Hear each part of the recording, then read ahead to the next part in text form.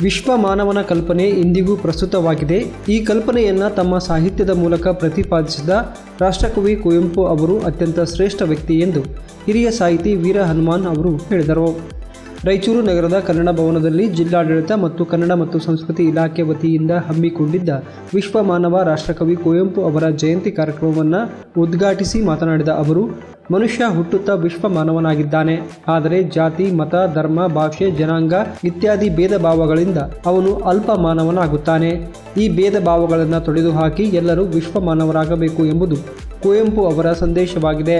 ಕುವೆಂಪು ಅವರ ಸಂದೇಶಗಳು ಎಲ್ಲ ವಿದ್ಯಾರ್ಥಿಗಳಿಗೂ ತಲುಪಬೇಕು ಎಂದು ಅವರು ಒತ್ತಿ ಹೇಳಿದರು. ಕಥೆ ಇರುವುದು, ದೊಡ್ಡ ಕಾದಂಬರಿ ಇರುವುದು, ಮಕ್ಕಳ ಸಾಹಿತ್ಯ ಇರುವುದು ಎಲ್ಲವನ್ನೂ ಕೂಡ ಕುವೆಂಪು ಮಾಡಿದ್ದಾರೆ.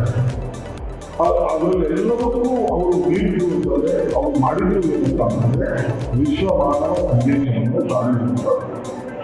ಮನುಷ್ಯ ಹುಟ್ಟಿದಾಗ ವಿಶ್ವ ಮಾನವನಾಗಿರ್ತಾನೆ. ನಮ್ಮ ಕುಟುಂಬ, ನಮ್ಮ ಜಾತಿ, ನಮ್ಮ ಧರ್ಮ, ನಮ್ಮ ಪರಿಸರ ಅವರನ್ನು ಅಲ್ಪ ಮಾನವನಾಗಿ ಮಾಡಿರ್ತಾರೆ ಅನ್ನೋದು ಅವರ ಈ ಸಂದರ್ಭದಲ್ಲಿ ಕನ್ನಡ ಮತ್ತು ಸಂಸ್ಕೃತಿ ಇಲಾಖೆಯ ಮಂಗಳ ನಾಯಕ್, ಅನೇಕ ಸಾಹಿತಿಗಳು ಸೇರಿದಂತೆ ಇತರರು ಇದ್ದರು.